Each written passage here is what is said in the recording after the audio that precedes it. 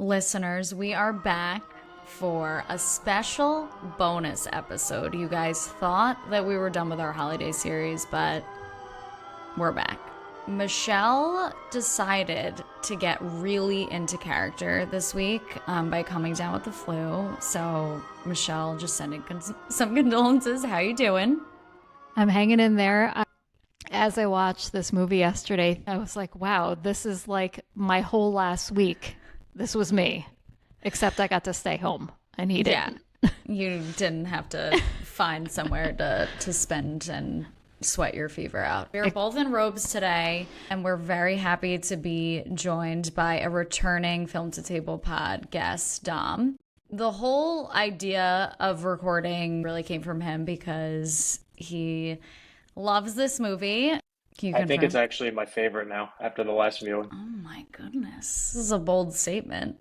For the listeners, the last time the three of us were together recording was for our Back to the Future episode, in which, looking back on it, it was probably my favorite episode we've ever done, but also because I love Back to the Future so much. But I also feel like I was so kind of like unhinged in that episode because I was so excited to be talking about it.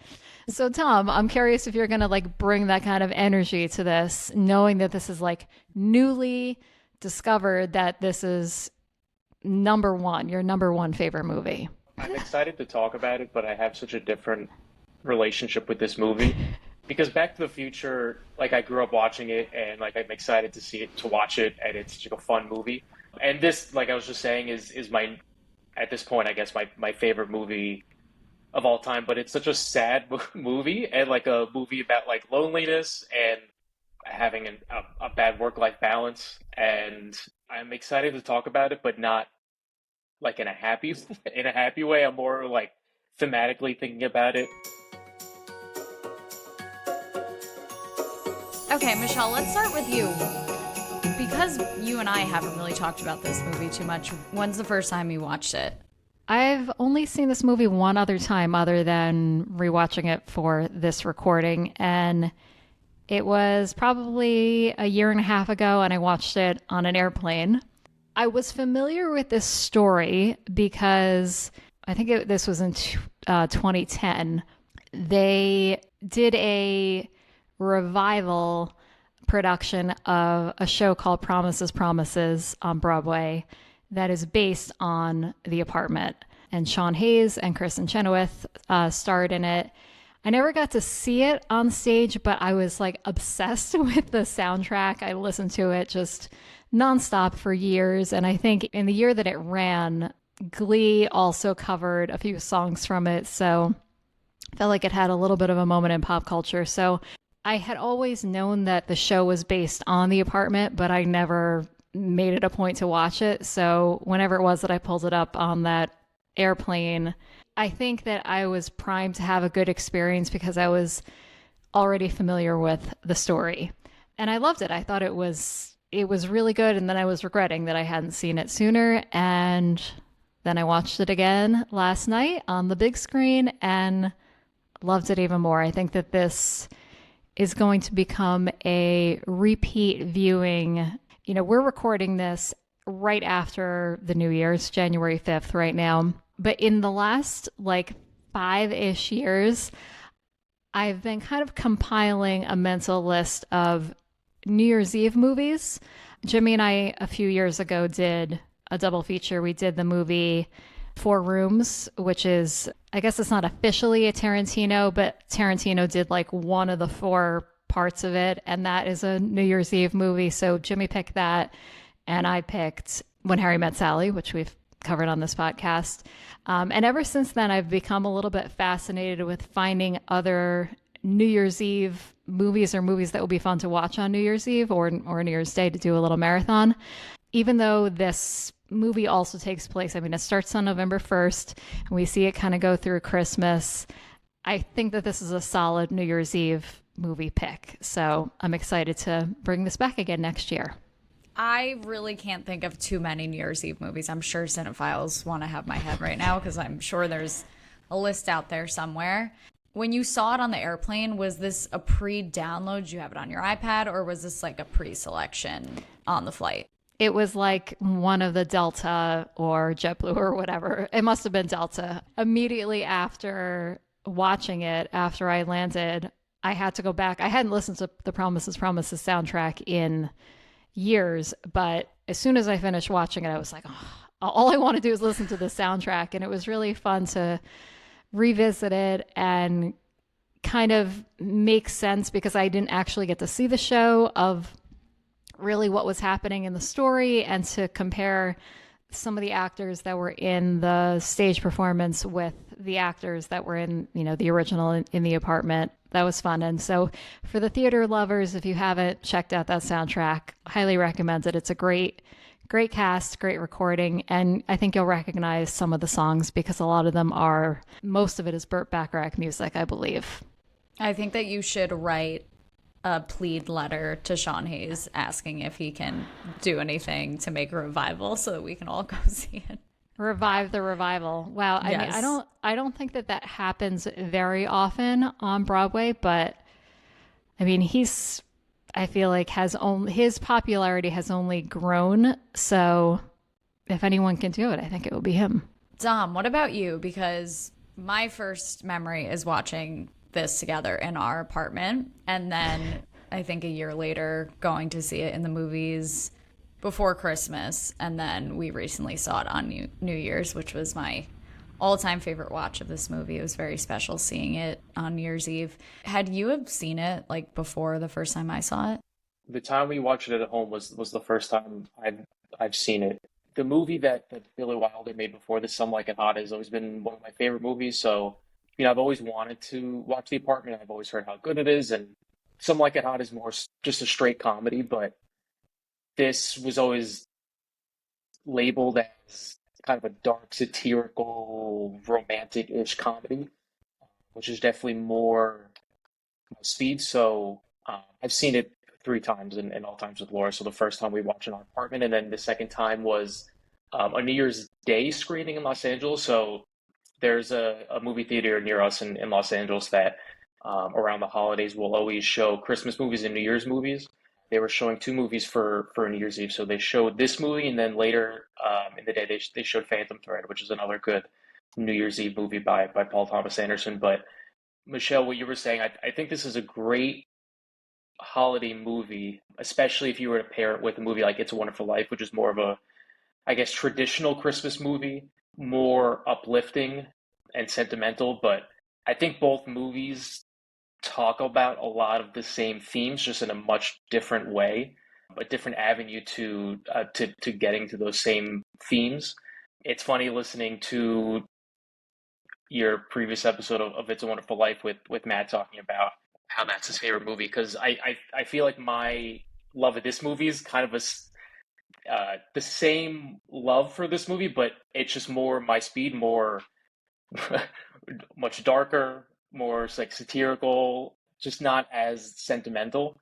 I feel like it uses the holidays so well. I can't speak for other people, but for me, I feel like the New Year's is about kind of looking back on your previous year and kind of revisiting, like, what would I have done differently? What are my resolutions for next year, and how do I want to become a better person, and like, what do I want to change about my life?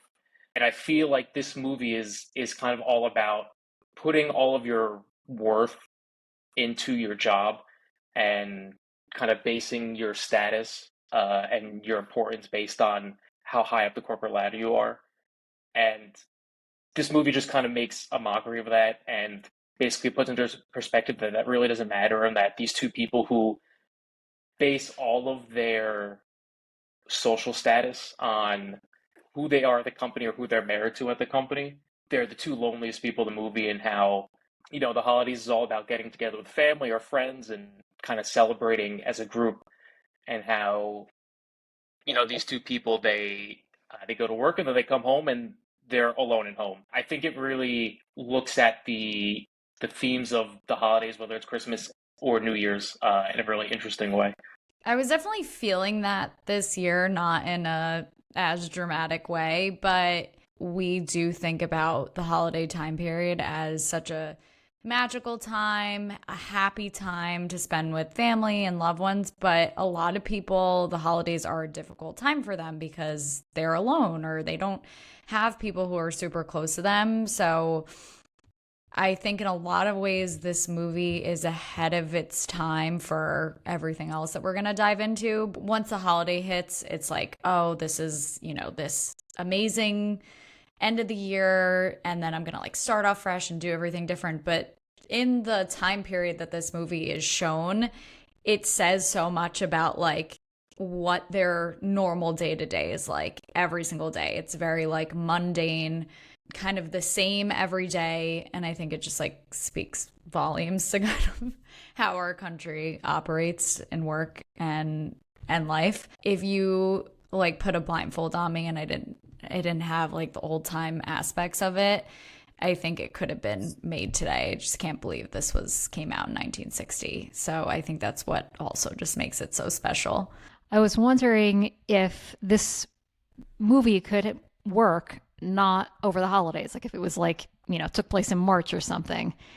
And I think that it could, but I think the richness comes from the fact that this does take place over the holidays. Like you said, Laura, it's kind of illuminating for anyone who struggles going through the holidays. Like, it doesn't mean that those people are only lonely during the holidays or, going through something just over the holidays. It's like when it comes to light, when you're seeing everyone else being so happy and jovial, and we're seeing all these, like commercial messages about like the most wonderful time of the year. And a lot of people are like, no, it's not, but neither is the rest of their life. So I think it was a really great choice to frame this or to set this over the holiday season.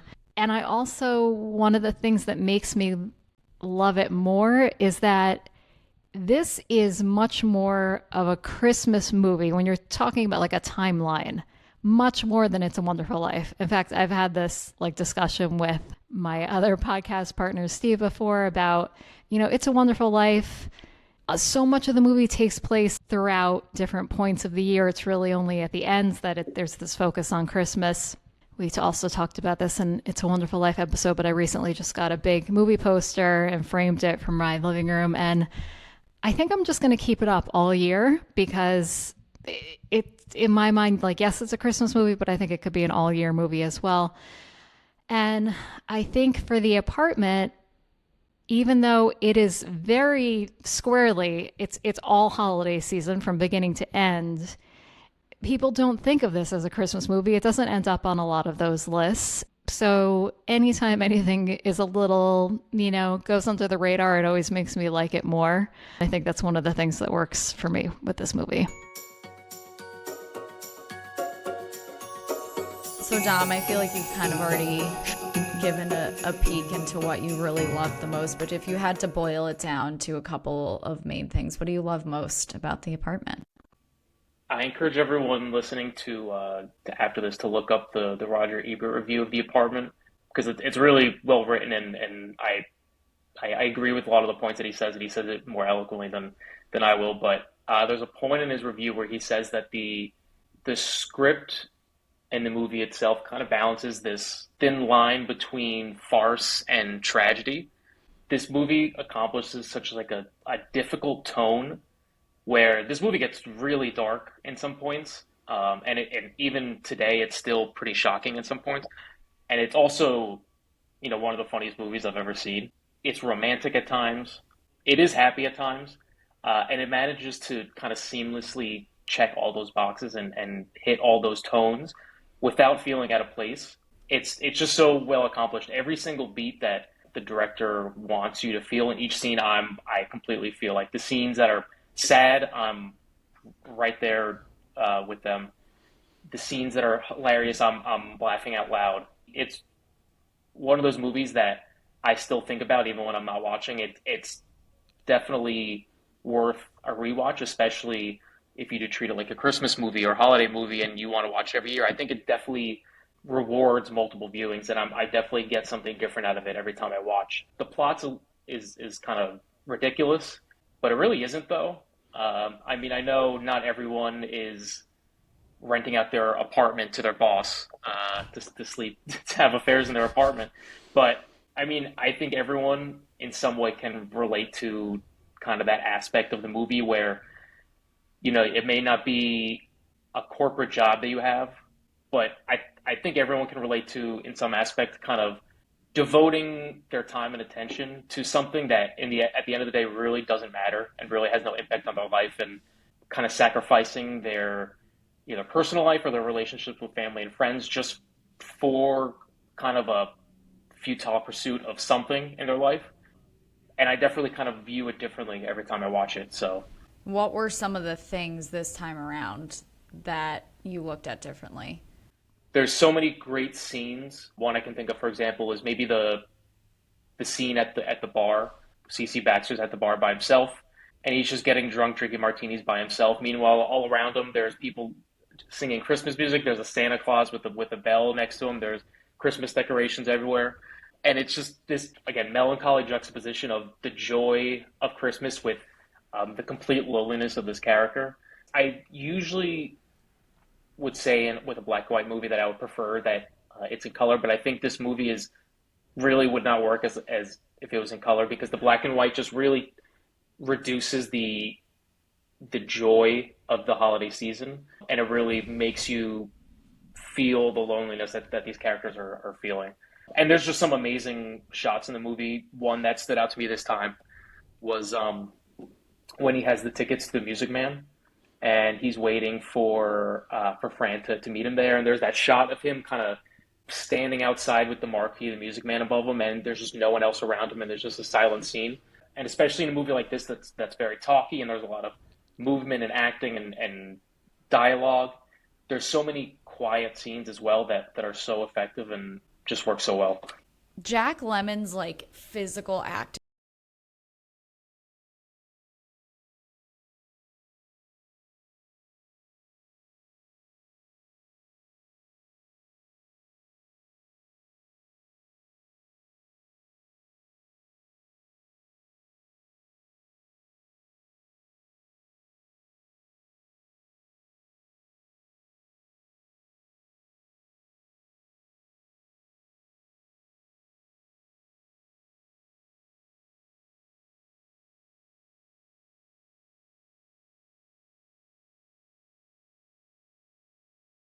Where we see him so happy and excited to be like, he's basically gonna pass out because he has the flu, but the minute he kind of gets good news, he's able to kind of like turn it on, and we see this like character shift. So it's a dream to like watch how strong the actors are in this film.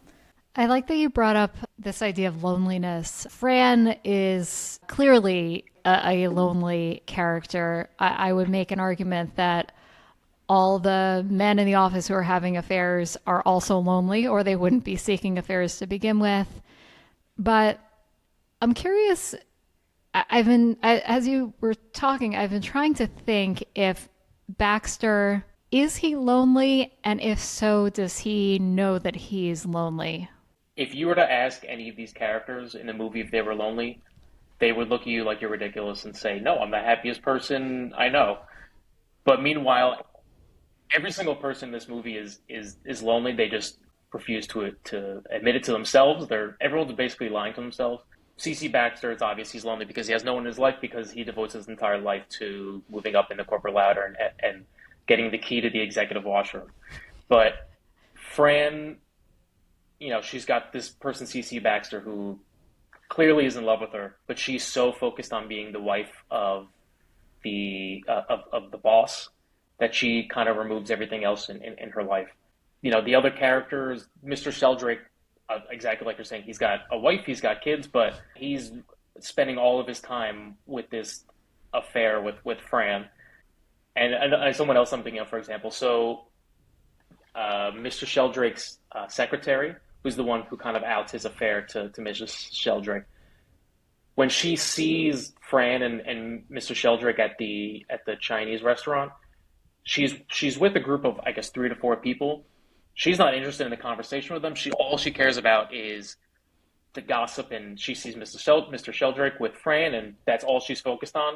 If she wasn't a lonely person, she would not be interested in what's going on outside of that relationship with her friends or whoever she's with at the restaurant. At first glance, you look at this movie and think, oh, this, sucks for these characters, but good thing I don't have that life. But just because you're not alone in your one bedroom apartment as kind of like a nameless, faceless employee and a sea of employees at this big insurance company, just because that's not your life doesn't mean that there's isn't an aspect of your life where, you're focusing your attention on something that at the end of the day really doesn't matter, instead of kind of putting that emphasis on something that does matter. Even though this is an older story, this is something that like I feel like has gotten worse with, the internet and social media, but this idea that all of his neighbors think that he's living this wild and crazy, swinging lifestyle behind his closed door, because all they're doing is hearing what's happening and they're seeing him come in and out and they're seeing women come in and out. I love when that happens in movies, when they can illustrate something that now, over 60 years later is still a thing. I feel like we all act as the neighbors in some way in our lives. Like, and of course, that's another great aspect of the movie, where it's played for laughs, but it's also gets at something in our lives where we're all kind of those neighbors where, we have the CC Baxter next to us, the person, maybe the influencer on Instagram who's showing, oh, look at all these vacations I'm on, look at all this money I'm spending. I'm having such a great life, and you're on there on your phone and you're saying, wow, look at this person, like, living it up, having a party every single day. They're having so much fun. Meanwhile, the reality is never that positive. There's always some CC Baxter neighbor. We're looking at them from behind the walls of our apartment and kind of looking at them and having this distant view of how their life is, when the reality is not as positive and much darker than what we think. It's like someone posting a beautiful plate of spaghetti, yet they don't see the tennis racket that they had to use as the strainer. It's a good analogy for life. Perfect. Michelle, what about you? I think that I have to open with talking about the set design or production design. Not a lot of settings in this movie. It's the office building. I know we get a few shots within the building, and then the apartment. I think they did such a good job of creating this contrast. If we just focus on the office building alone, like there's so much to unpack there. Dom, you made the reference already to kind of like, the corporate ladder, but I feel like the building looks like a corporate ladder. It's all like straight lines, and we kind of get that iconic shot of everyone's at the same exact desk with the same exact typewriter and tools and everything, and they're all in these really straight rows. And then on the ceiling there's almost this like a grid, and that almost looks like a corporate ladder within the office building. And then obviously we have the visual or the device of the elevator, going up and down. He's trying to climb the floors. And I think what makes it even stronger is to have the contrast of CC Baxter's apartment, where even though it's, I guess it's supposed to be kind of shabby, but I was like, wow, I want to live in this apartment. I felt like there were so many homey touches to it. We have like, the couch, the way that, when you see him sit on the couch, it feels so almost like a hug. He's sinking right into it. We have the fireplace in there. The kitchen is not completely functioning, but it feels cozy.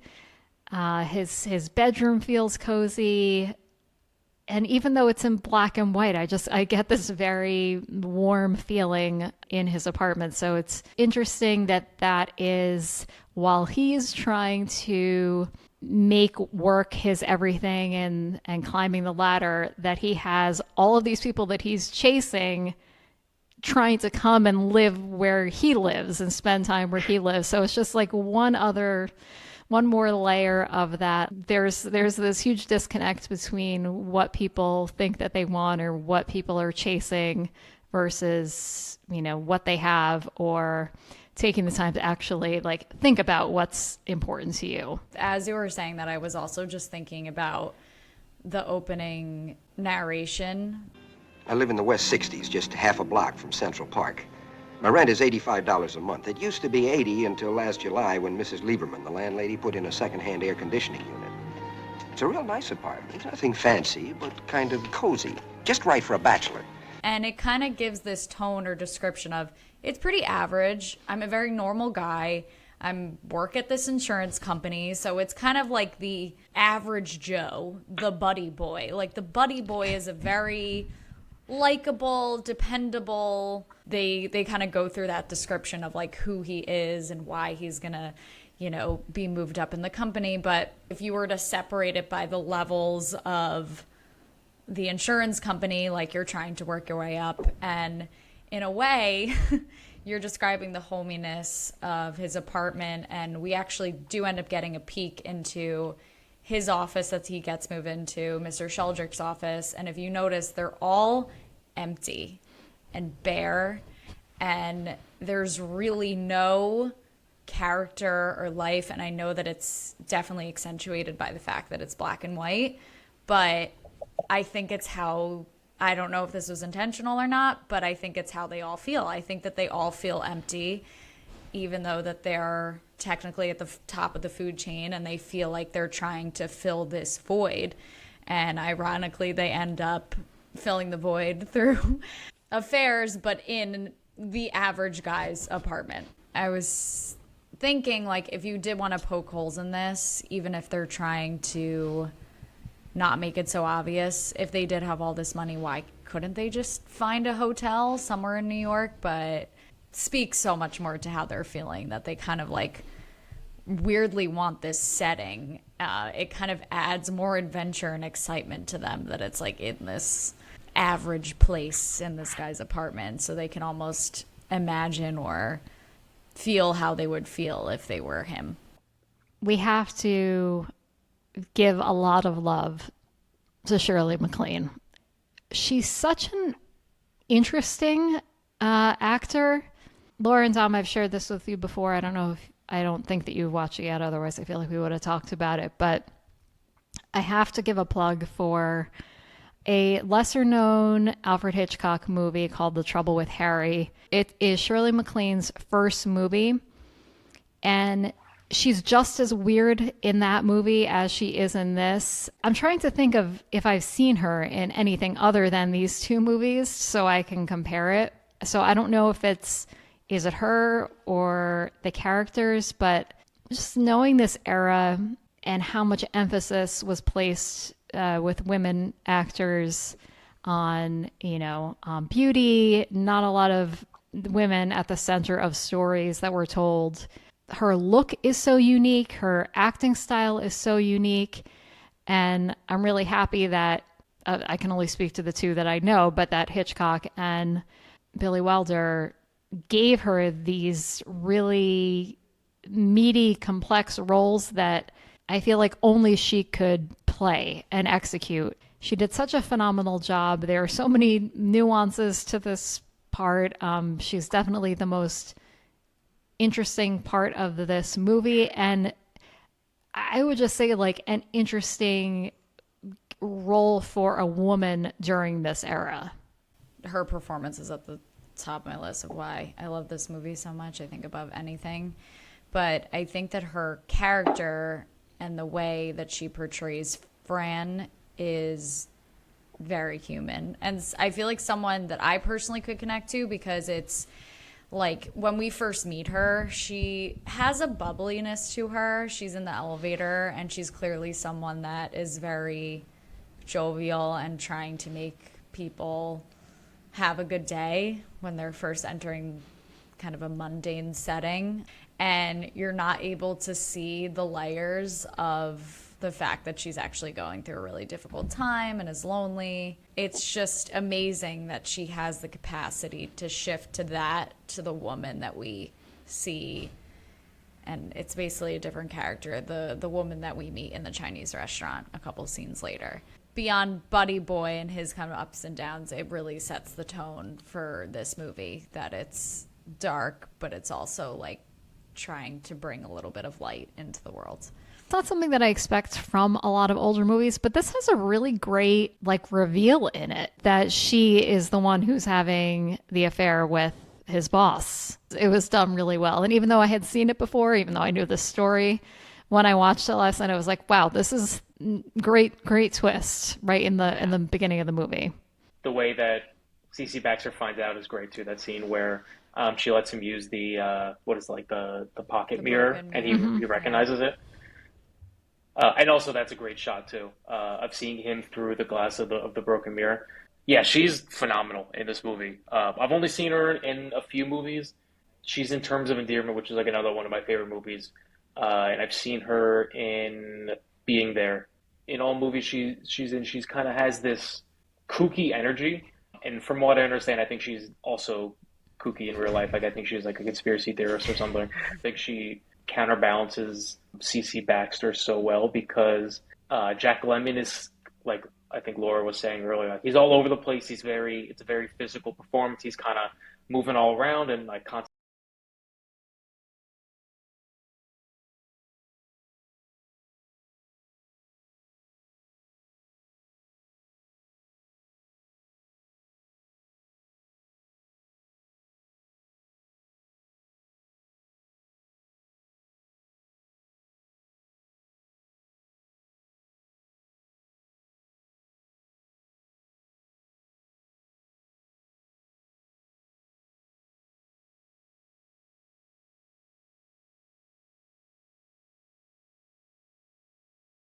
personality. And it's so believable, her character kind of, like I feel like I could easily see like this kooky elevator operator who's kind of bubbly, but is kind of hiding like behind this kind of Christmas season smile of like, oh, happy holidays, like how are you? And hiding behind that like a deeper sadness and like issues going on in her life. So she's great.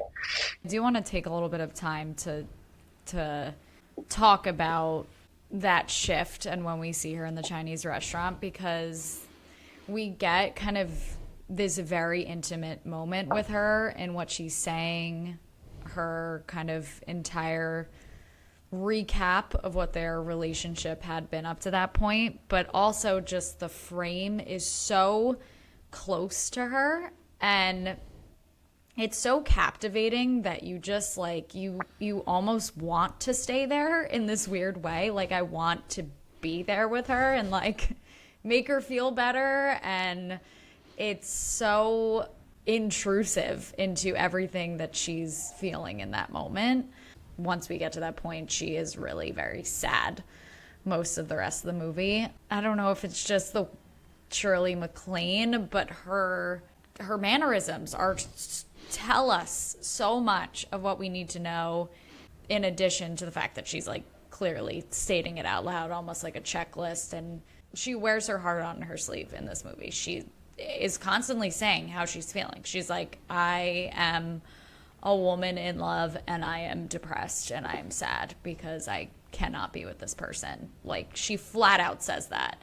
And some could say that's exposition, but because of the way that Shirley MacLaine approaches all of these scenes, it's like a perfect balance of showing us how she feels and also telling us.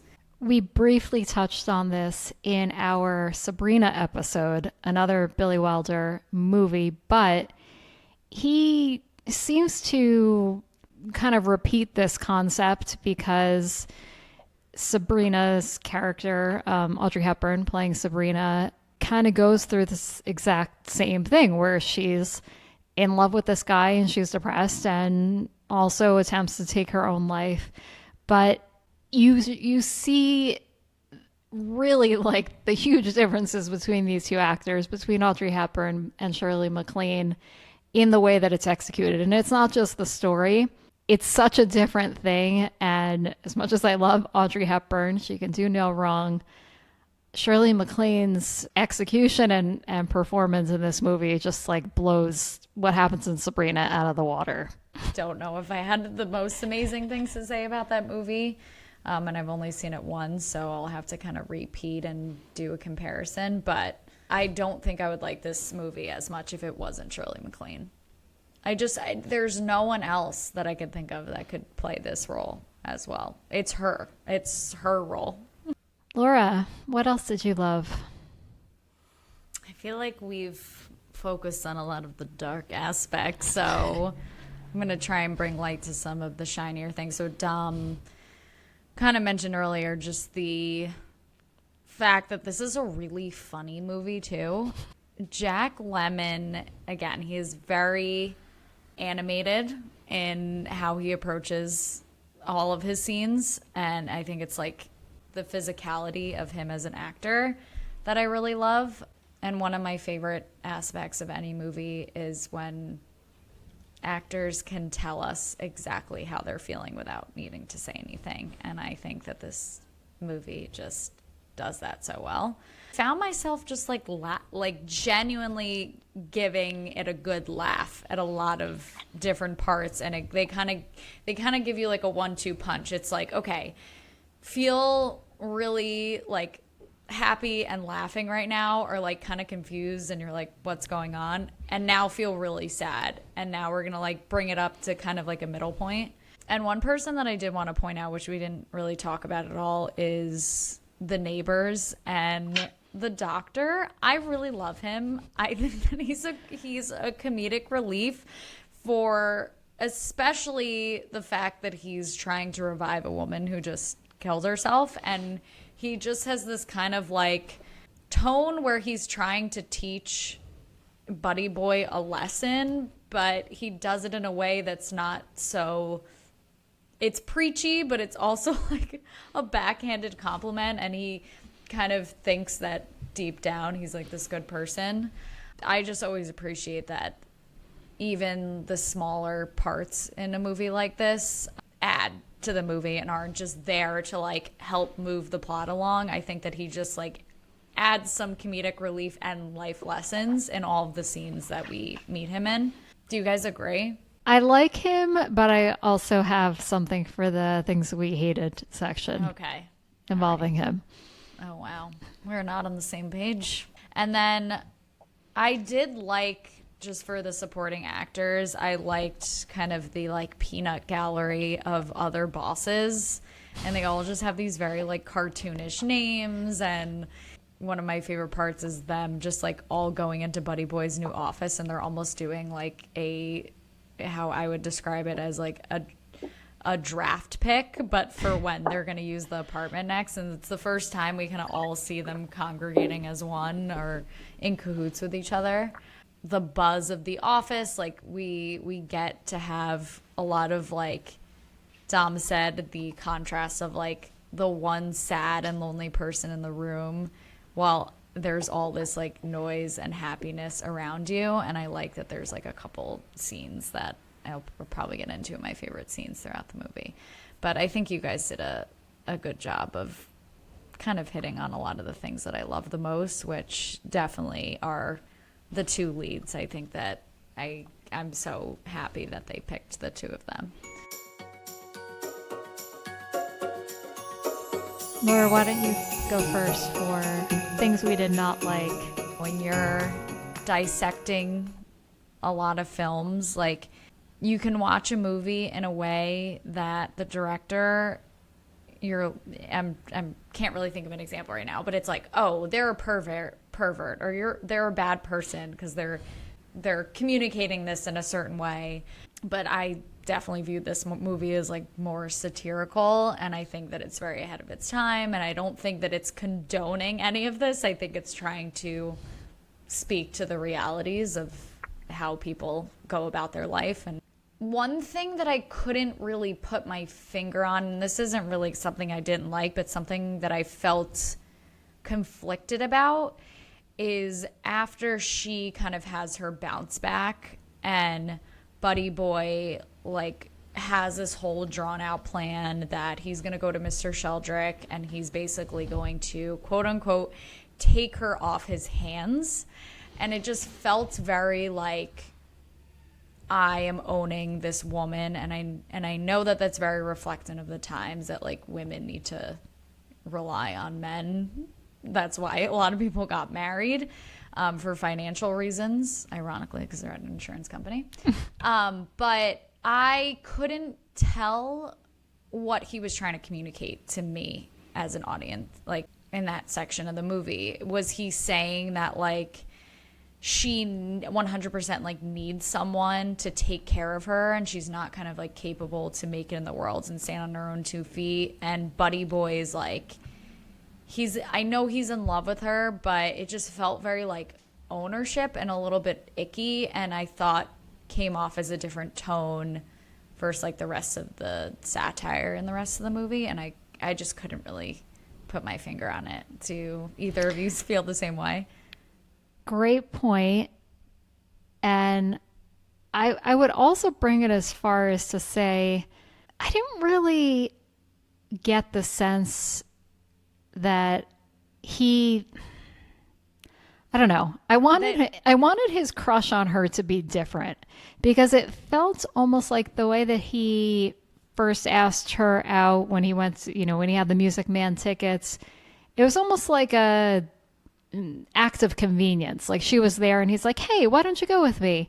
But I got that sense how he interacted with her almost like for the rest of the movie. I mean, until like the very end, it was always very much like, "Oh, hey, you're here. Hey, like, why don't we hang out?" Or like, why don't we have dinner? Why don't we go on a date?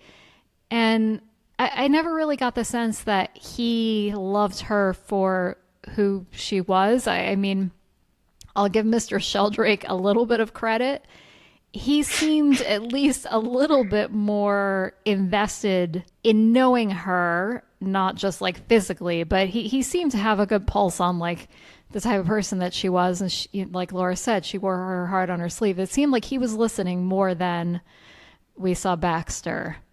I understand that I felt the same way, that I wanted his crush to be different, but I didn't really interpret it that way. I think it goes back to the loneliness factor. I think that he was definitely attracted to her, like that she was kind of like this kind, bright light when he went in the office every day. And I think that it was just someone that he felt comfortable, that he's always kind of like pined after and wanted to ask out.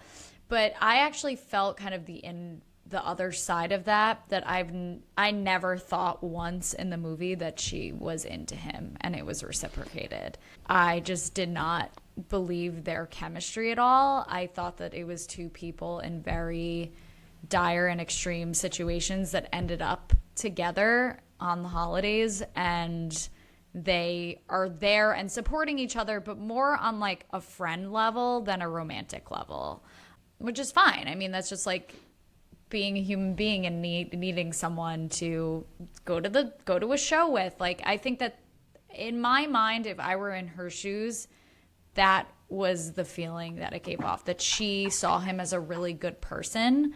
And yes, she was like getting over her great love and being in love with this person. And was in a very low point in her life. But even when she like runs to his apartment at the end, I just saw that more as a friendship than them actually being in love with each other.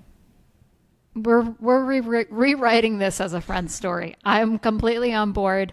And I wanted to ask, because I couldn't remember, like, do they kiss at all in this movie? No. She kisses him on the forehead when he gets punched. I think that he's more like, again, I think it goes back to loneliness. I can't tell you exactly how he was feeling, but even though I said earlier that this movie invokes all these things that they're telling us exactly how they feel. But I don't know, like you could argue that it's more of, like at times I felt like he was a little obsessive and not in love. Like it was very, this one person who's like showed interest and kindness to me, and I feel like I really connect with them, and now she's mine and I'm going to take care of her. And, so that's where I felt a little icky that I couldn't, but maybe that was the reality of what Billy Wilder was trying to communicate as a director, that like men kind of are like that and are especially at that time where they feel like they need to insert their dominance in the world, and they're going to be like owning and taking care of women, which is very different now. I feel like Dom has... But Dom, we've not set you up well to been respond to this. I know. As a white male, please give us Share your thoughts. Megan, I looked at it differently. You could say this script is a little of its time, even though I think it's held up really well and really is like relatively progressive for like a movie from 1960. But I kind of look at the characters as like how we were mentioning earlier, how they are kind of lying to themselves and are not really confronting themselves about how they really feel or who they really are. CC Baxter is a super nice guy and is like taking care of her after she attempts suicide and like is really loving towards her, but she doesn't look at herself as the person who's going to fall in love with the kind of low level employee that's the nice guy in the elevator. She wants to be the wife of the boss who has the biggest office in the building and is on the 27th floor, whatever floor it is. And I look at it as Billy Wilder's kind of just making fun of the fact that he's like, this woman attempted suicide because of this guy, and after she attempts suicide, she's going back and is back with him. You know, like this woman is just kind of delusional to the fact that she's like, I want to be the wife of the boss, even though he's married and even though he doesn't actually love me. And CC Baxter, you know, I read the performance as he's like a kind of a gentle, sweet, kind of aloof guy, but he wants to be the boss who's cheating on his wife, who's kind of having affairs with women who look like Marilyn Monroe, and doesn't actually know their names and doesn't care about them. He wants to be that guy, but he's not. So he's kind of lying to himself, and when he's saying, you know, Mr. Sheldrake, I'm going to take her off your hands, he's talking to Mr. Sheldrake how Mr. Sheldrake will speak to him, which is how Mr. Sheldrake speaks to him, because he, you know, when he's practicing in front of the mirror, he's like, Mr. Sheldrake, I'm going to take her off your hands. And then he goes into the office, and Mr. Sheldrake says, Baxter, I'm going to take her off your hands. Mm-hmm. Like, he's trying to be one of those, like, C-suite guys, and he's not. He's just lying to himself. That's not who he actually is.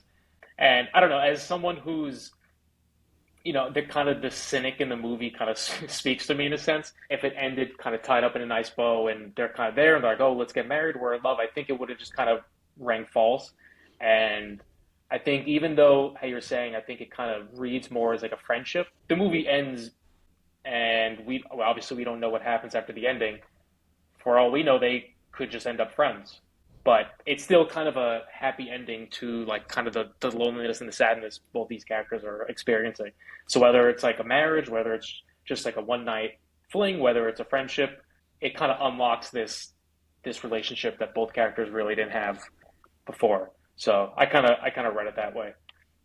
My feeling was more like confusion of like what was he trying to like communicate, but I didn't look at it in like a mirroring sense, which I feel like is a really good perspective. I would imagine Billy Wilder is just kind of uncomfortable with like the romanticism of the romantic part of the romantic comedy. So for him, this kind of happy ending is about as sentimental as he can get. And even CC Baxter at the set and saying, you know, I'm in love with you, I completely adore you, that's about as like sentimental as he'll get. And she goes, shut up and deal.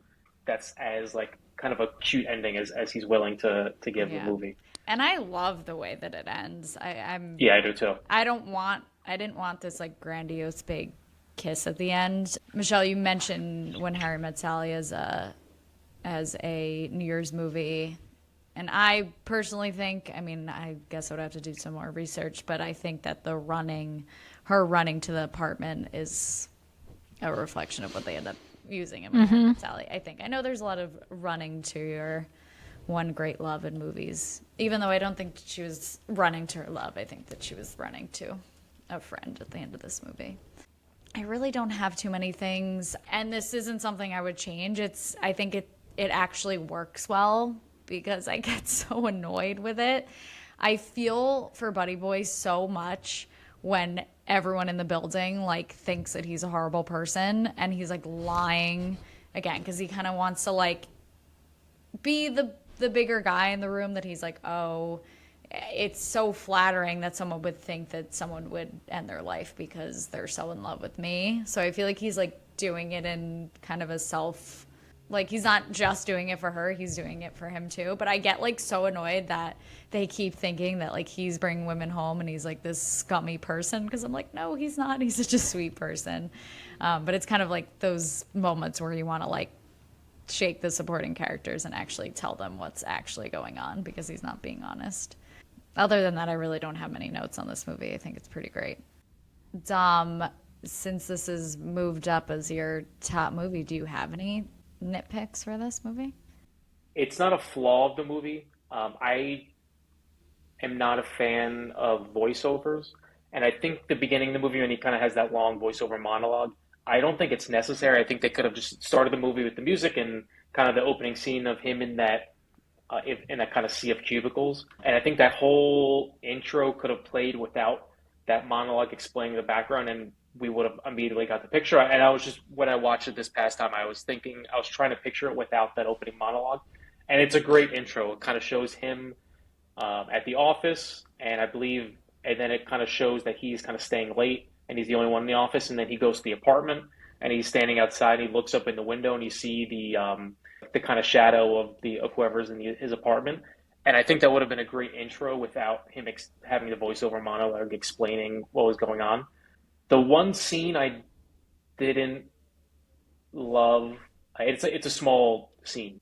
I don't like when I go to see an old movie in theaters and there's like maybe a scene or a line that's kind of clunky and is like outdated and kind of falls flat, and people laugh at the scene. I almost get like defensive when people do that.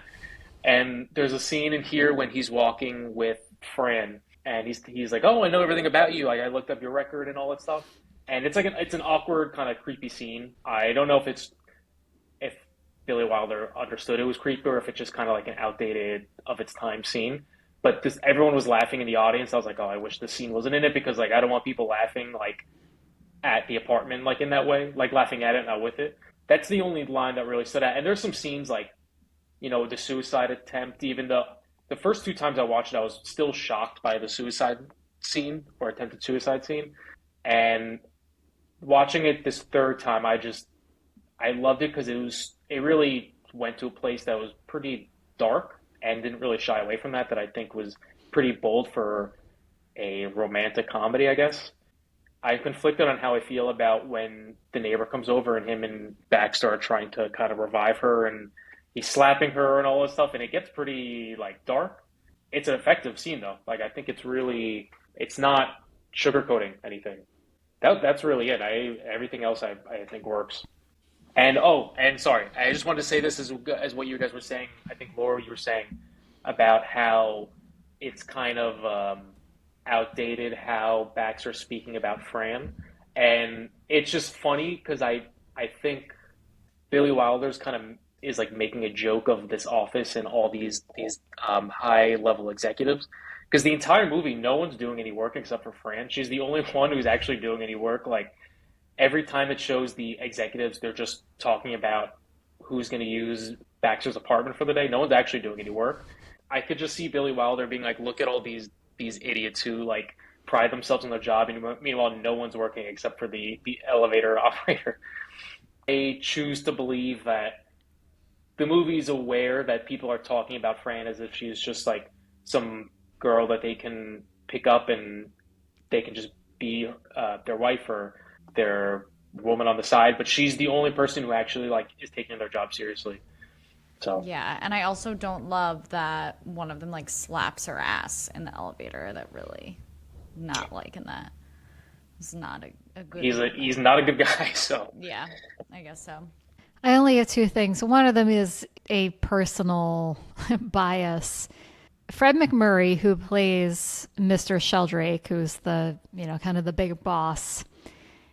I grew up watching him on the TV show My Three Sons. He plays the dad, and also in quite a few live action Disney movies. I think The Shaggy Dog and Flubber, the originals. So I think in my mind, I have this vision of him being this like kind of wholesome, like a dad or like a grandpa figure. So I felt the exact same way when I saw Double Indemnity. In fact, I think I felt more strongly when I saw Double Indemnity because in that movie, he's also, like in pursuit of a married woman.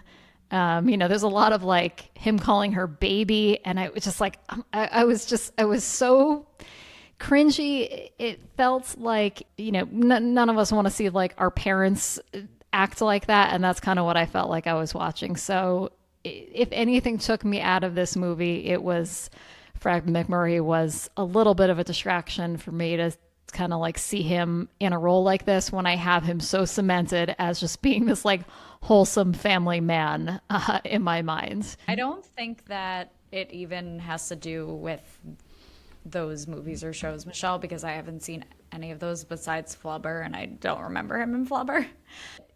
I think it's just his disposition that he doesn't really come off as like a good or a bad guy. He's just like boring. This boring guy, but maybe that's the point. Yeah, it felt like even when he's trying to be like romantic and sweep Fran off her feet, like I would not be swept off my feet if this man was saying those things to me. He's like, he says that line like, I love you, remember? Like, come home with me. And it's just, he does not got it. I feel like Buddy Boy has more game than he does. To contrast it, recasting Couch in the musical, that character is played by Tony Goldwyn, who I think a lot of our listeners will know best as Fitz from Scandal. And when I saw that casting, I was like, oh, that is exactly who that guy should be. Yes, 100%. Yeah, we need someone a little bit like... A little more game, a little more sexier. Yeah, like I have... Love Tony Goldwyn. Yeah. Love to hate him.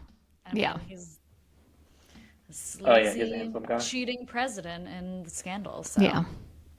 Kind of a similar role. I think it's... Sorry, not to refute everyone's comment. I just want to say, in my personal opinion, I think it's like kind of a good bit of kind of stunt casting. I haven't seen, Michelle, any of these, like anything you're talking about, so I wasn't like familiar with them, and I didn't recognize that it was the same actor from Double Indemnity. But I feel like it's kind of a good bit of stunt casting because like they have that one scene where he's the nice family man on Christmas Day. He's like with his kids playing with his toys, and then he gets the call that his woman on the side attempted suicide. And it's just kind of, I feel like it's showing you like, oh, look at this guy, like just this clean cut, boring family guy that works like office. Like, he's not this great guy that like who you think he is. His character's cartoonish in a way. I feel like with the tone of the movie, it almost works because he's just like this like ridiculous character. But if it was maybe not a satire and was a very like serious tone movie that was made today, like we need Tony Goldwyn in there. Yeah, I can see the argument where it almost works better that he is this kind of boring family man.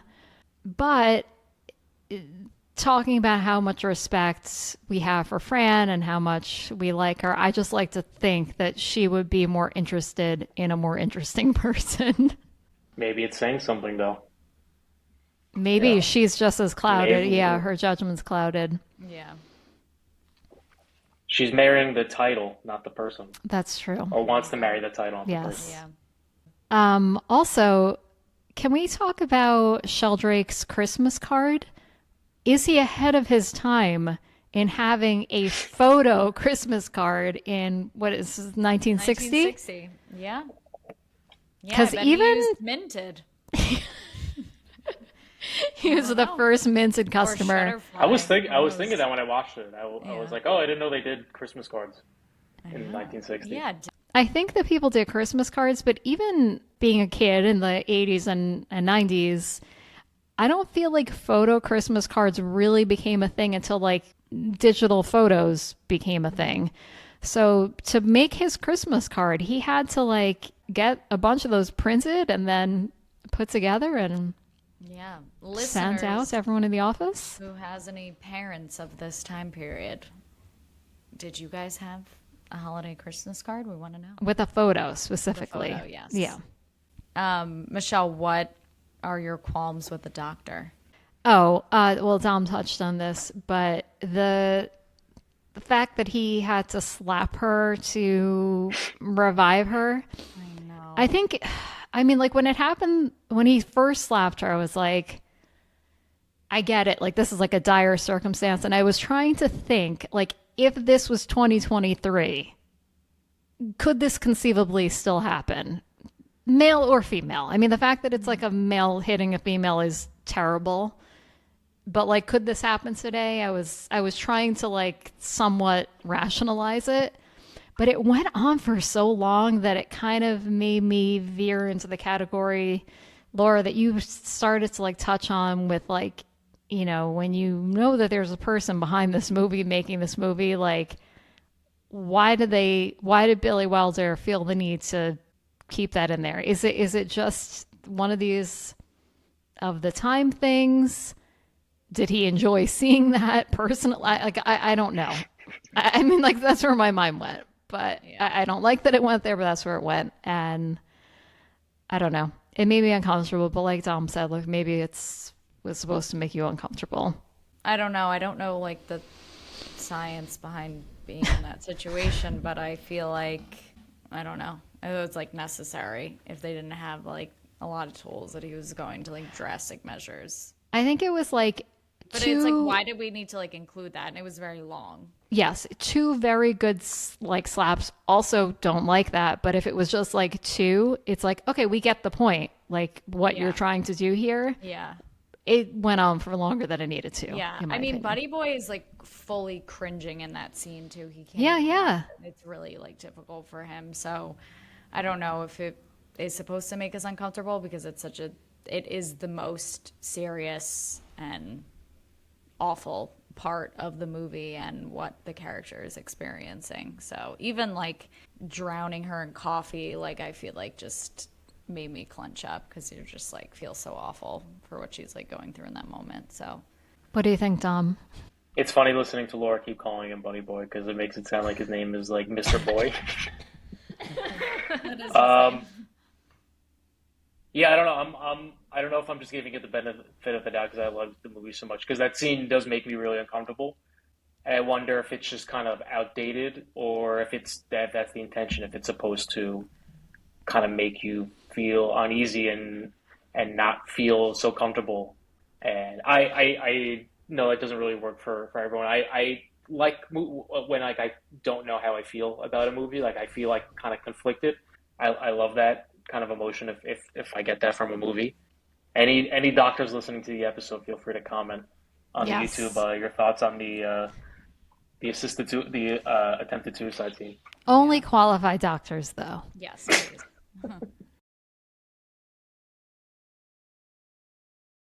Okay, I think we've kind of given a sneak peek into this, but Dom, I want to start with you. What is your favorite line and favorite scene from this movie? There's a lot of lines that are a little corny, but they just work. I love how the movie kind of has its own language.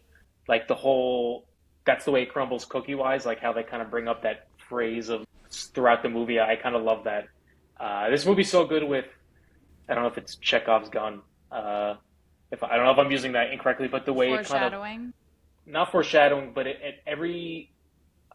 anything that's mentioned in the movie gets addressed again or comes back up later in the movie, like how Fran can't spell. They use that for like a couple good lines throughout the movie. The cookie-wise thing, the hand mirror, how that's used as like a plot device.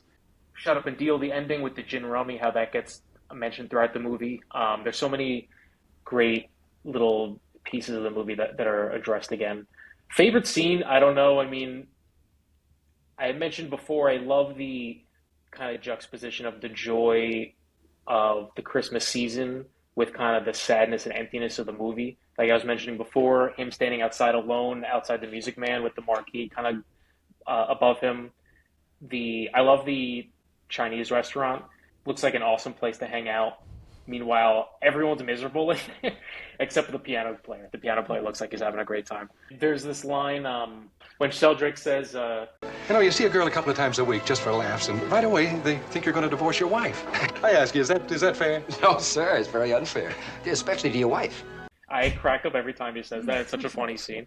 Oh, and the one in the beginning, too, when she goes to Mr. Kirkaby. Like hell you will. You buy me a cab.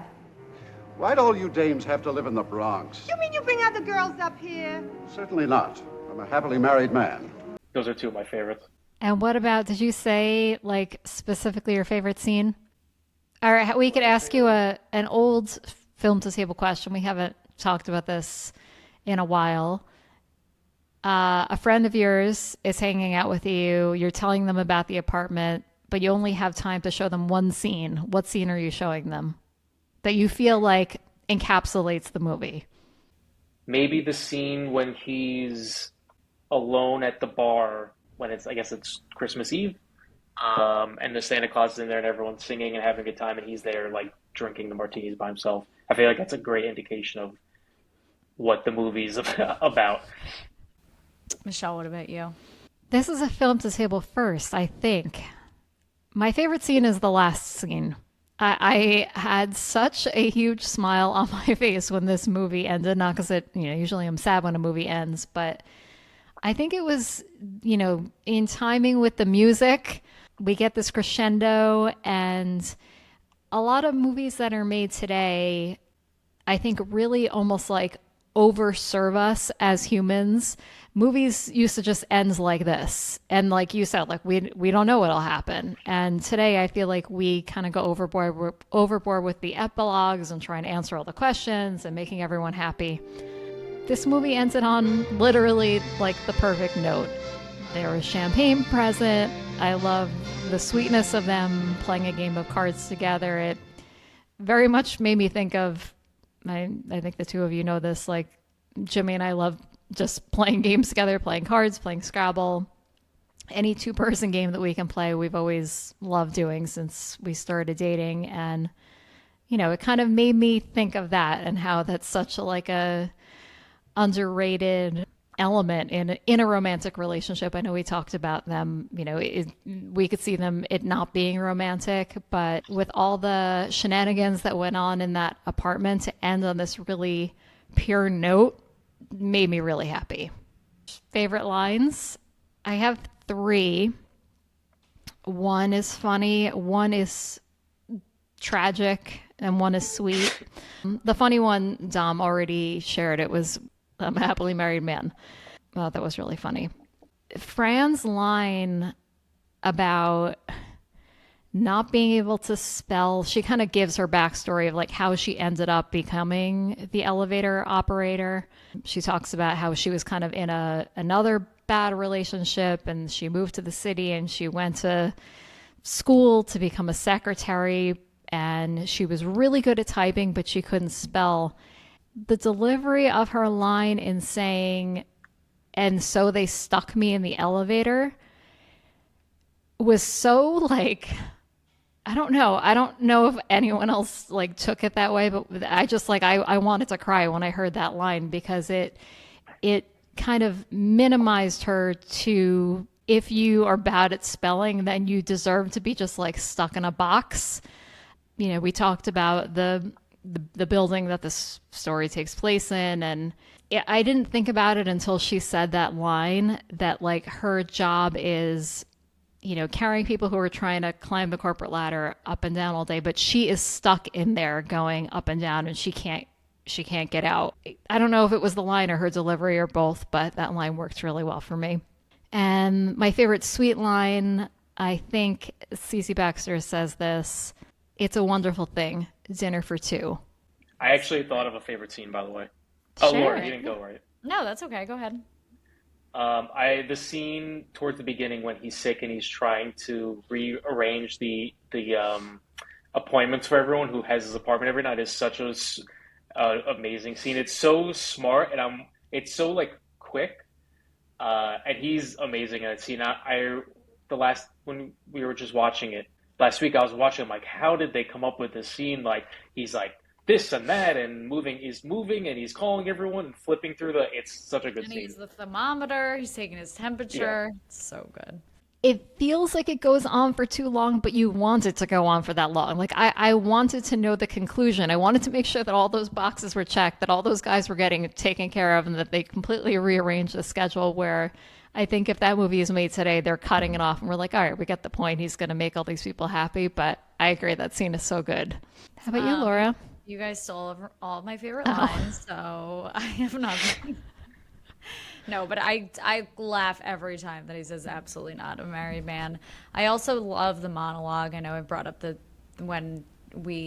big reveal in the Chinese restaurant, but that he says kind of like, we have a kind of like a hot summer, then school rolls around, and then, she has the whole thing. I don't know the whole monologue, but I just really love that. And then favorite scenes, I just love one of the opening scenes where he goes back to the apartment, and Dom mentioned this earlier, but you look up and you see the shadow in the window, and it's kind of this like very obvious but satisfactory opening that he says like, I have this issue with my apartment, you see.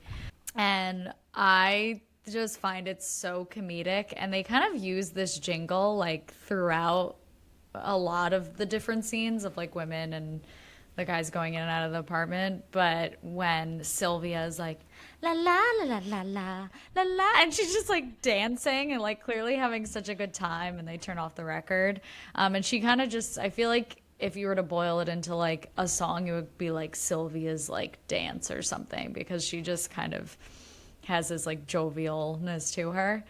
I love that they include two different ones, but there always needs to be like drinks present at the apartment.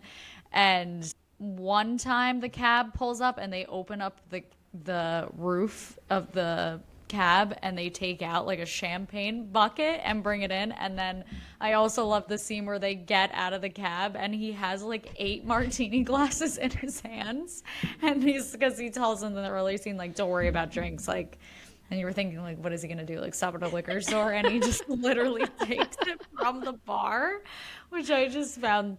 So, again, it's more like subtle comedic entrances to the apartment. But I feel like I, most of the time, like, wanted to spend time in the scenes during, like, the jovial and, like, happiness and funny parts going into the apartment.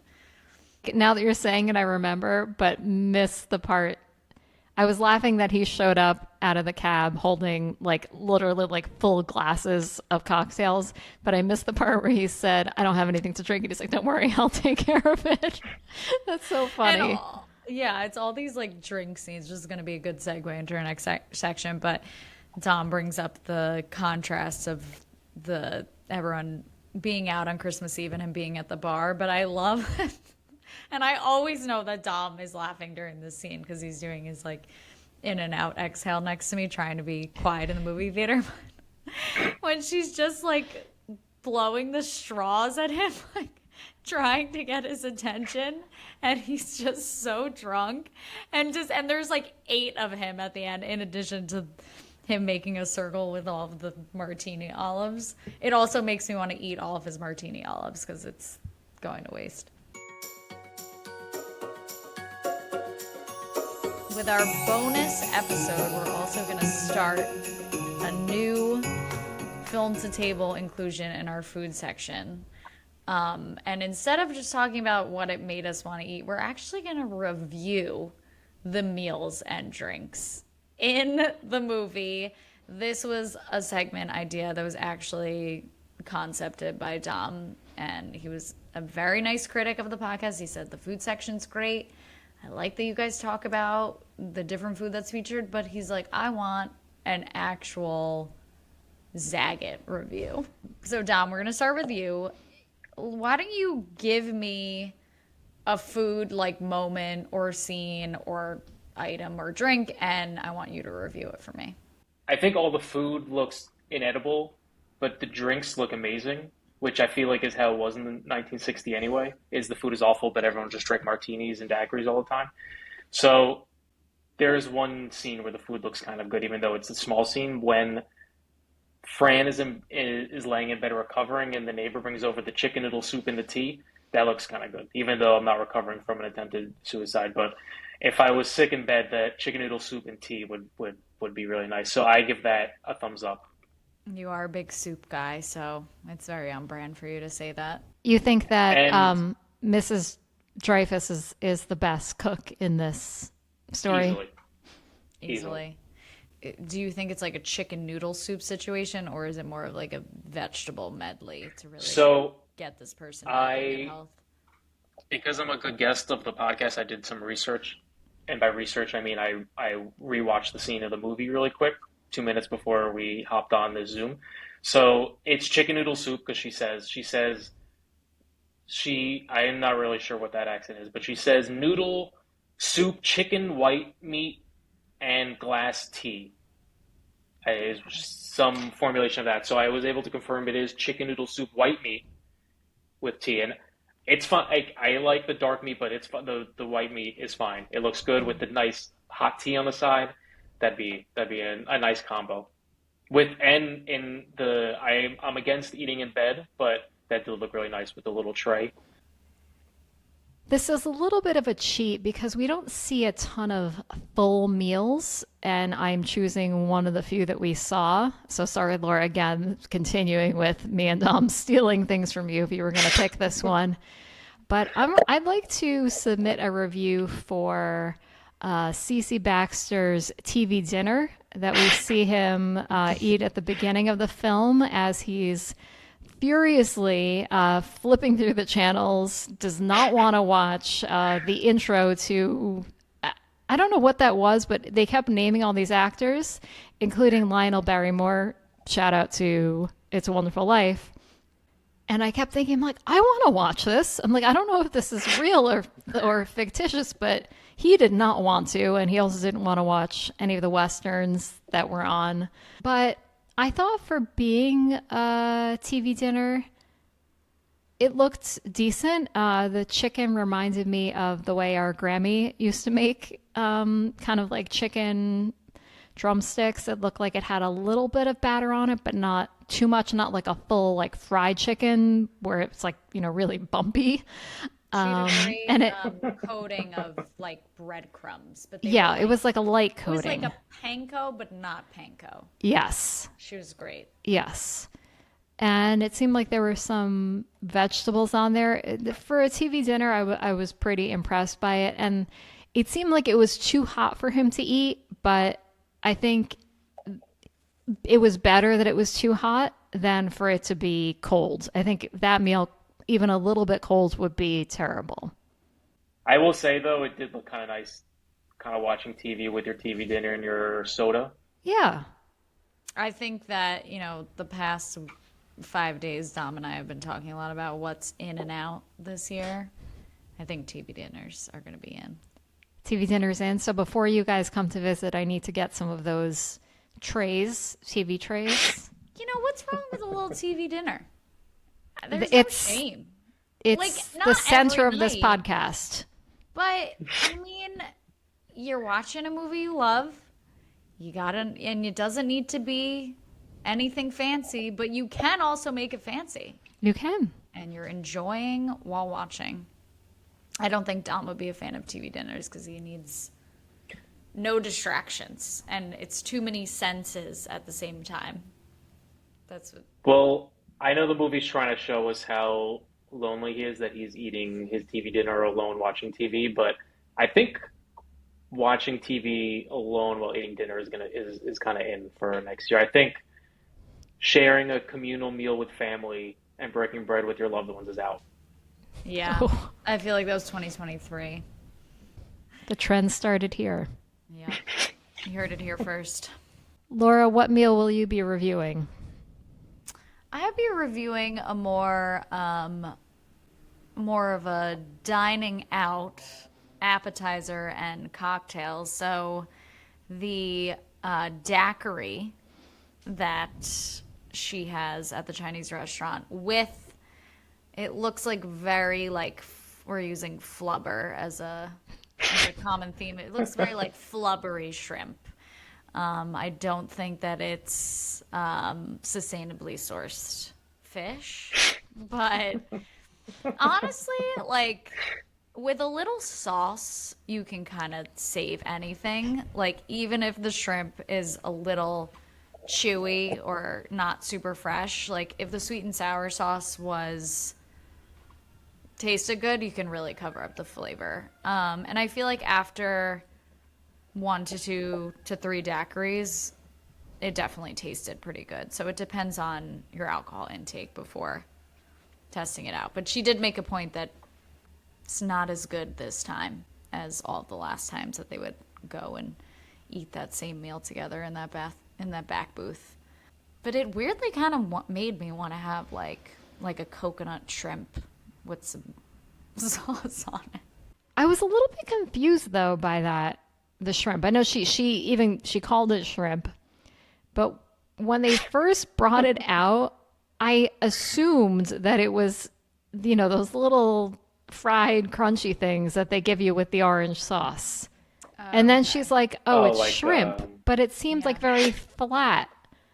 I think it was just like a shrimp. lumpy shrimp. I think it was like sad shrimp. I don't think it was really very. Okay. It looked cold, but also you can't fitting. really make shrimp look appealing when it's in black and white. Yeah. It needs some vibrancy. Okay, Dom, since you love this movie so much, are there other like food scenes that you wanted to highlight or cocktails? Yes, you guys are missing the biggest food scene of the entire movie. I know. I gotta get the Tropiano sisters' review of the spaghetti. You see him make it and everything, so I gotta get the 2 chefs in the group. I gotta hear your review of his spaghetti. His racket spaghetti. I probably gotta give like a star. I would not eat out of 4. I wouldn't eat that spaghetti. I would not. I would eat maybe the noodles. I don't think I would eat the meatballs. Where is he getting these meatballs from? I didn't see him make any. I didn't see him whip out a bowl and chop up some parsley and put in some breadcrumb and make a nice batch of meatballs. Like, did they explain this? Dom, can you fact check on this? I'm not sure. Was it canned? Yeah.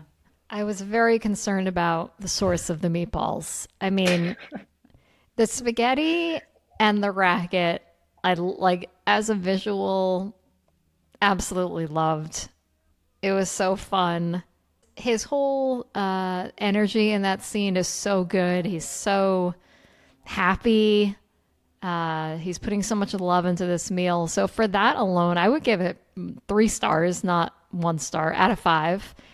Kind of in the way that Laura, you said, sometimes just if you're in a good setting with good people, you can kind of like overlook the quality of the meal.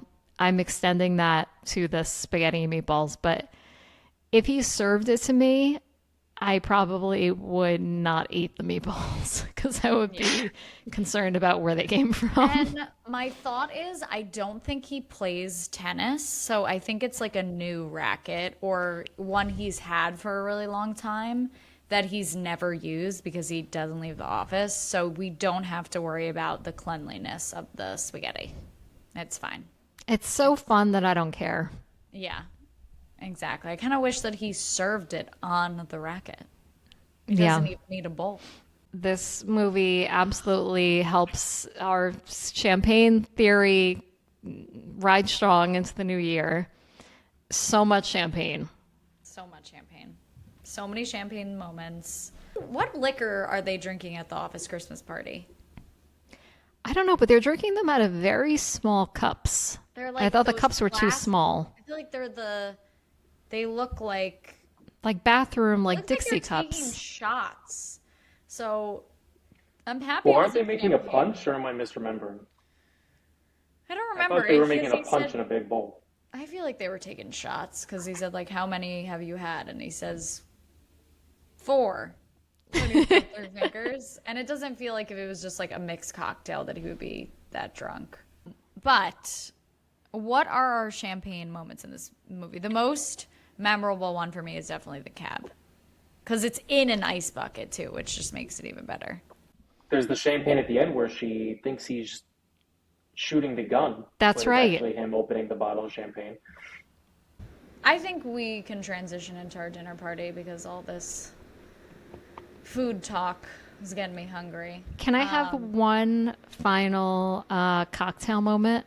Yeah. Something else that we may want to bring into the new year? Would love to hear your thoughts. In the beginning, Baxter is cleaning up after one of his guests, and there's a little bit of liquor left, and he makes himself what I'm calling like the kitchen sink martini. Not in the sense that he's like taking a little bit of everything, but that he's drinking a martini while over the kitchen sink cleaning up. I always love having a drink while I'm cooking. Wine is best for me for that situation, but I don't know that I ever have a drink while I'm cleaning up for the evening. Is this a good idea or a bad idea? I'm in. I'm in. I also think that pitchers of martinis should be in. Yes, I for loved 2024. Like keeping Yes. it on in the fridge so it's chilled and you don't have to reshake. Great scene, by the way, with him swooping around the apartment, picking up all the things people left over. It's like he's done this a million times, so he like is in this groove that he knows, like, oh, gotta get the glasses and gotta get the pitcher and gotta bring it to the sink. Yeah. I meant to bring this up actually in my favorite lines, but I love also that opening scene where he comes back to get her gloves and then he leaves and he's like, and whatever happened to those little crackers that you used to have?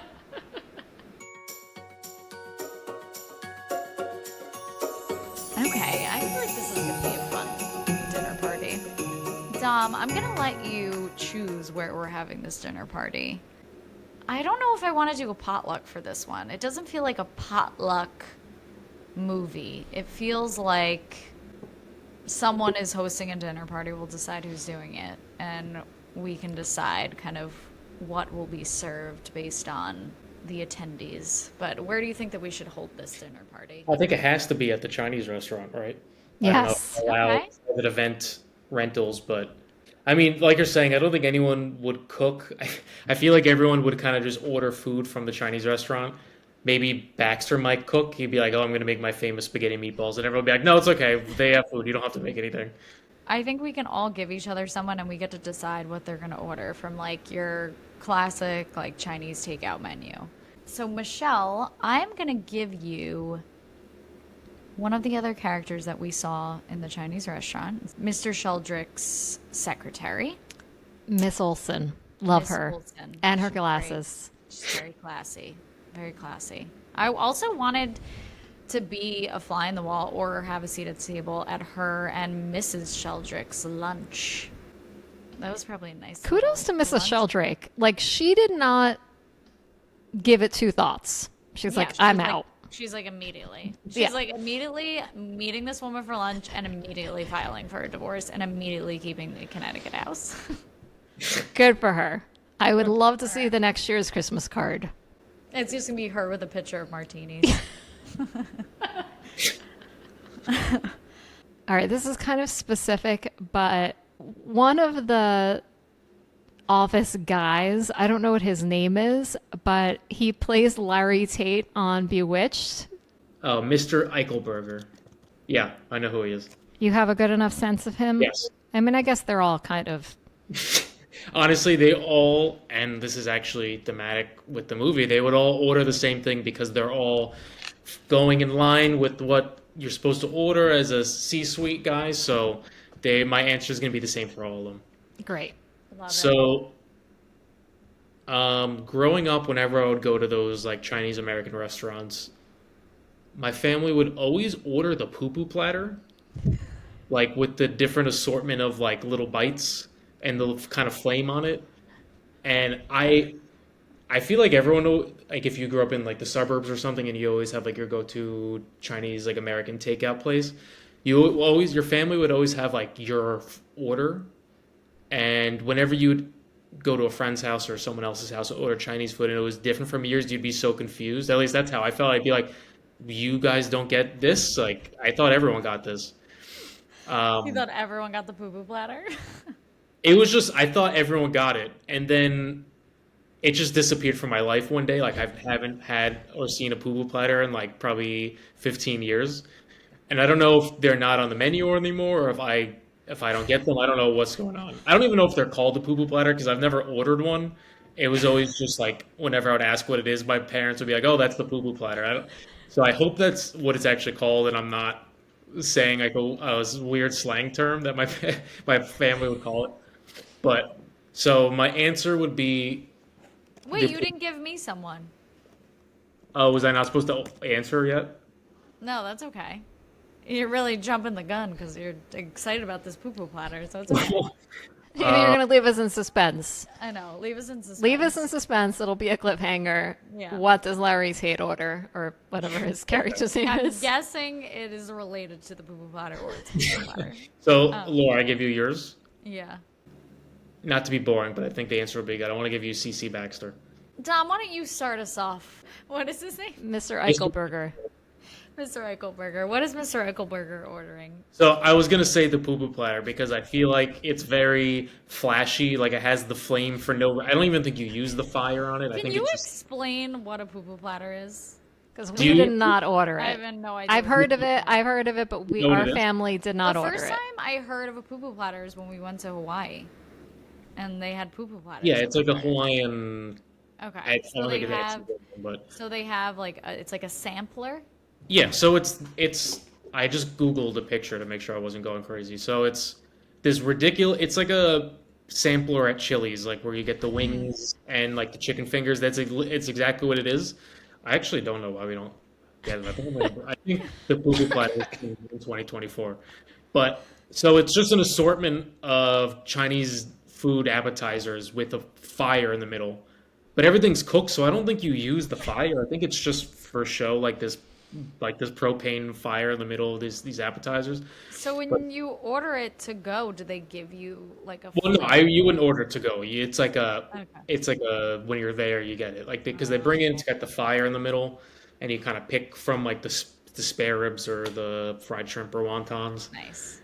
and it's just great name, just Great like name. all time best Chinese food name.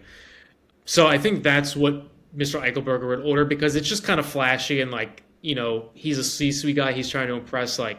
He probably thinks it's like a really authentic like Chinese food dish. Like he's like, oh, in China they eat this, and I feel like they're all locals. They're all regulars there because they bring all their mistresses to this restaurant. So he's like, Tony, let me get the poo-poo platter, and I think they're always because it's a little. You get to pick. You get a little sample of each as the flame. So like the mistress is kind of like wowed by like the spectacle, and the Chinese restaurant. I think it's called Rickshaw. It seems like kind of like a spectacle place. Like they've got like all the tropical design and the piano player. So I think a poo-poo platter would fit right at home. Is he getting a beer or anything, or just? I would probably a martini, or Yeah, I think you're right. I would want a daiquiri if I was there. The daiquiri looks nice, but I don't think that's a little too like feminine for him. I would say probably a martini. Which is not a bad combo, a poo-poo platter and a martini. Yeah, I think daiquiris are back too. I'm bringing them back. We're bringing so that- many things back this year. Michelle, what is Miss Olsen bringing? I think- what is she ordering? Tom, I'm glad that you shared a little bit of insight into how your family ordered Chinese food growing up. Our family absolutely had the exact same order every time. And it was always family style. Like we got our signature things and we just put them out on the table and we would all share them. But I think that Miss Olsen would do something that our family never did, which is to order just an actual entree for herself. After her experience with Mr. Sheldrake, she's not taking shit from him or anyone, and she didn't. I loved that moment where she gave him the dime for her, personal phone call that she made at the end, which was, to call his wife. So I have to think that she's going to order her own entree, and she's going to order one of those things that's buried kind of at the ends of the menu that's maybe overpriced that no one ever bothers to even look at. Maybe some kind of like fish. Like I don't even know because I've never personally ventured that far in the menu, but I know that they're there. And that's what I think that she's ordering. Some kind of overpriced Chinese food entree for herself. And I think she's ordering a bottle of wine, a whole bottle. And she may or may not share it with the people she's with. I mean, definitely not with Mr. Eichelberger, maybe with Baxter if the three of them are at a table together. I also feel like I could see her being very specific and having, I want this, but I don't want scallions in it. And I want a lemon on the side for my water. Yes. I don't want Seems this like the original, let me speak to your manager. Yes. Yes. 100%. Yep. She's the original gluten-free woman. Yes. She I started. don't think they knew what gluten was back then. So I'm picturing CC Baxter going. I know that he kind of like has his routine of like going home every night, waiting for everyone to leave, and you always kind of see him like eating TV dinners or snacking on what's left over. So I feel like I could see Mr. Eichelberger being like, you know what? It's on the company's dime tonight. You guys order what you want. That's why he gets like maybe 2 poo-poo platters. And CC Baxter, when he goes, he has the flu. This is the week that he has the flu because someone's in his apartment, so he decides to go out on this company outing. So I think he's ordering like a wonton soup to really get the benefits of like steam to help him out, but he's also like not leaving hungry. Like he's ordering 10 or so things on the menu and wanting to share with everyone, but like no one wants to share with him. So I know that the poo-poo platter comes with spare ribs, but I could see him like wanting a separate order because he loves that so much. You know, on the sample menus, there's always that person who's like, we're like, it comes with chicken wings, but there's always a person who says, well, I really like them, so I'm going to order a separate order of chicken wings. And I always get very upset about that because I'm like, it's wasting. We could have different variety here. We don't need it. It's already in the poo-poo platter. So I could see him ordering like spare ribs. He's definitely getting a noodle dish. We've already been introduced that he likes spaghetti, so something adjacent to like a chow fun noodle. He's not shy with meat, so maybe getting like a beef chow fun or beef lo mein. Scallion pancakes, again, also in the poo-poo platter, but he loves the scallion pancake. And like some sweet and sour chicken because he knows that Fran loves sweet and sour, so it's like an opening for him to have a conversation with her the next day. He can be like, I went to Rickshaw last night. I know you love that place. And guess what I ordered? I had the sweet and sour chicken. And did you know that sweet and sour chicken has 478 calories in it? And it is made with these 3 ingredients, which were imported from X, Y, and Z state. He's going to like know all the details to try and impress her. And I think that for beverage, he's having a martini. He's a martini guy. Love this. I especially love the sweet and sour chicken to get in good with Fran. Yeah. Well, he knows everything about her, so he definitely knows what she orders. Mm-hmm. Yeah. He's like, I smelt it on you one day. Not to be creepy. Dom, can we order Chinese tonight?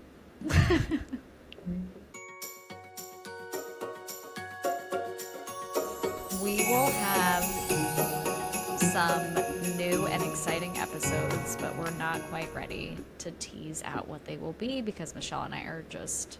We're in development.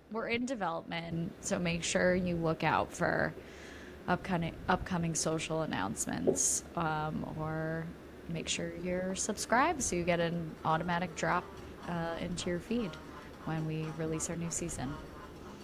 And to everyone, Happy New Year. I hope that you start off the year with a lot of champagne and you order from your favorite takeout Chinese food place tonight. That's what we're wishing you.